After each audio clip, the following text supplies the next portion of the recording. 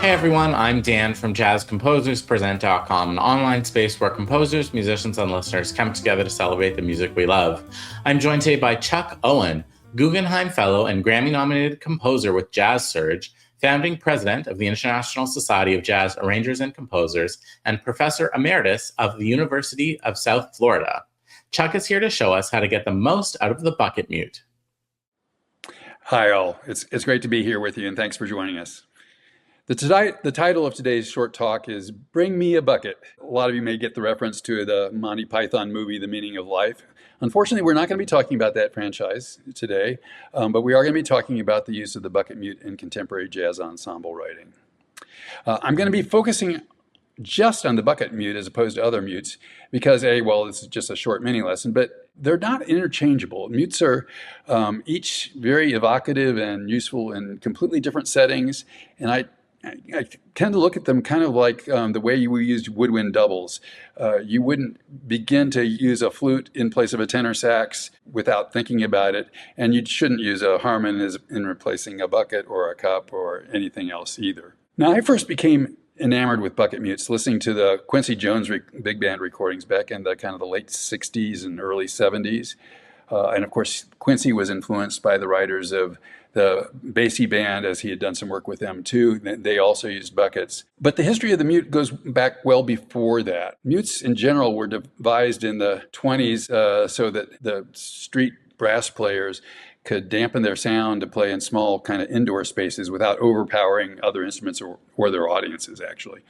And to do that, they would take lard cans or household buckets and fill them with cotton or wool or any soft material that would help keep the sound down. Now, today, there are any number of manufactured mutes that are designated as buckets.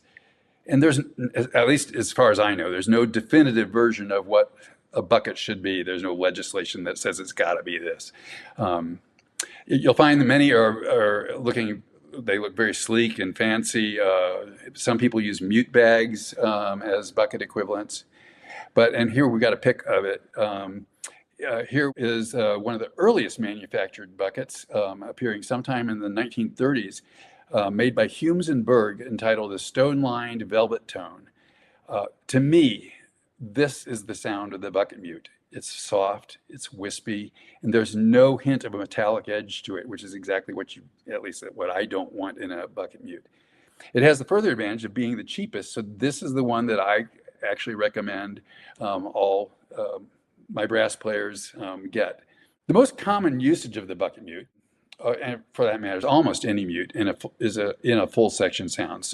And is probably what you expect, having all of the trumpets or all of the trombones or possibly the whole brass section in buckets. That's a wonderful sound, and I've used it, I think, pretty effectively at times. But in my constant search for unique colors and textures, I tend to use buckets a little bit differently. I love their ability to blend with instruments outside the brass section. And I believe they do that better than other mutes. And once you kind of get into that world, the combinations are endless. Towards the end of this, I'm going to share a laundry list of some examples I've used. It's not beginning to be complete, but may help kind of stir up some ideas in your mind. So you might have your phone ready to take a pic of it, and maybe a couple other things I'm going to share with you a little later. The first example we're going to hear, it came from the first album I ever did with my Jazz Orch.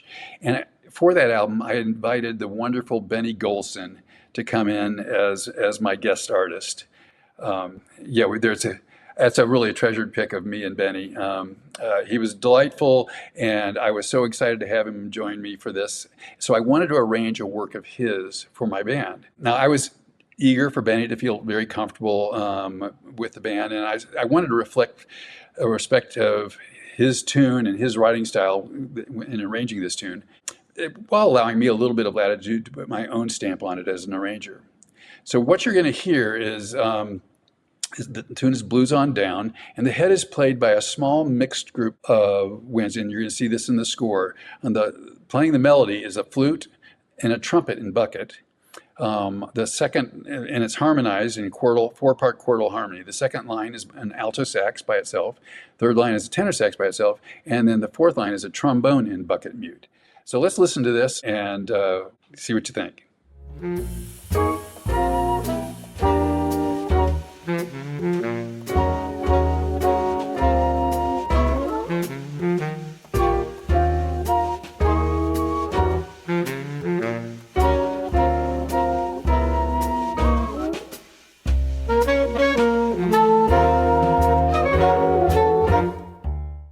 So yeah, and that one, and it's very traditional. I mentioned Quincy before. That's kind of right out of a Quincy bag in that case. Now, in that case, I had the trumpet in bucket on the melody line, and if I had not had the flute doubling that line up an octave, it would not have been able to kind of hold its own against the saxophones.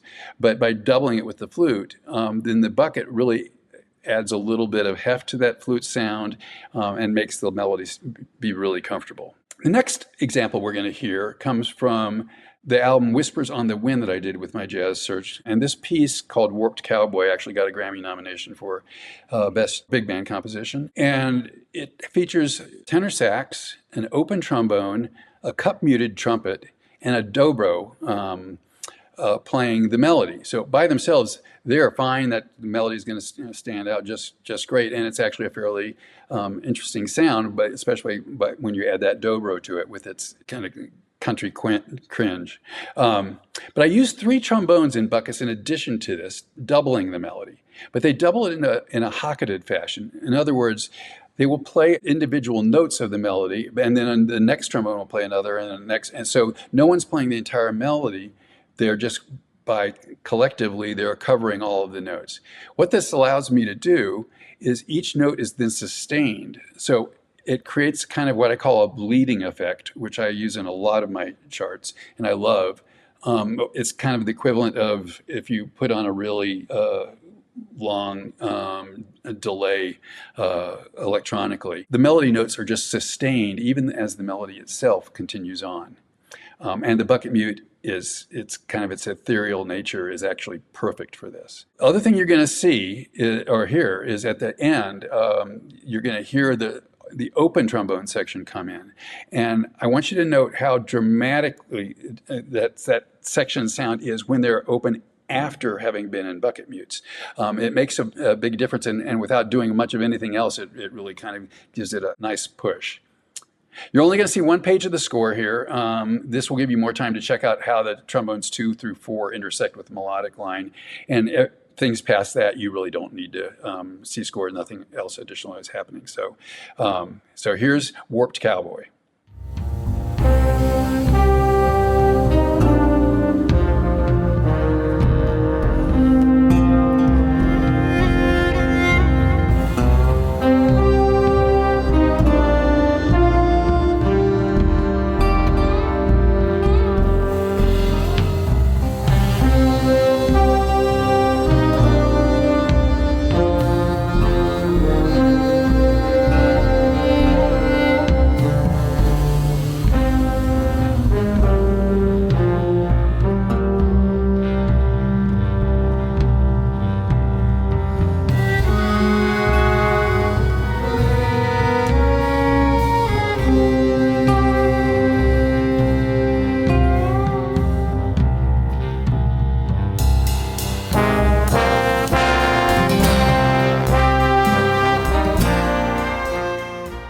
Yeah, so did you hear that trombones came in without the mutes and how that kind of just pumped them up a little bit? So I use bucket mutes in all sorts of different situations. We've got another kind of example here that shows some ways that I use it, very common ways. As you'll see, not just on melodies, which we've heard, but also on counterlines, pads, punches, occasionally on bass lines, often in tandem with like a contralto clarinet or bass clarinet, sometimes as on soft shout choruses. And there's no question that that probably the most often way I use it, at least, is in intros and codas or bridges or any sections that might kind of benefit from some sort of atmospheric sound, like interludes. And intros alone, I've used it kind of to create some sultry kind of vamp grooves. It's kind of great for that. Arrangements I did of Beautiful Love and Arabian Nights both feature that. Sometimes very lush orchestral settings. Trail of the Ancients and Ridgeway I've used for that. Some dark, kind of mysterious environments. The tune American Noir that we'll see a little bit of thing in just a second. Just pastel-y sort of tender renderings. All of those are great for bucket mutes. The next example will shows some doublings that I use. I'm not going to go through all of this. It's a long list, and it's just mostly, you may want to shoot this if you want some ideas. And it's not definitive at all. This just comes from about 6 to 8 charts that I sampled from. But what you'll see is while the variety is evident, my most frequent practice is to use trombones, bucket muted trombones, to double low woodwinds, sometimes the guitar or the bass, and trumpets in buckets to double the high woodwinds or the violin.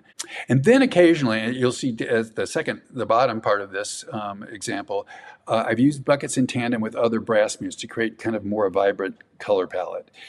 This comes from that American Noir piece, and you can see that the doublings there are actually cross section. Then as the intro continues, I expand it even more. So you're getting multiple different mutes, brass mutes, combined with woodwinds and covering these. And you'll notice sometimes there is no woodwind attached to it, especially in that second part. Some of the brass are independent, but it still balances. The one key here is to make sure that the woodwinds by themselves sound good, so that whatever chordal function that is, that sounds good by itself, and then the same thing with the bucket muted brass. So that's a quick overview. The only caveats I'll say about bucket mutes, again, I just absolutely love them, is they do take a little bit more time to put in, especially on trombones. There's snaps on those buckets I mentioned to you, and so it takes just a little bit more time to put them in, so I would make sure you allow for that when you're asking them to put in or take out bucket mutes.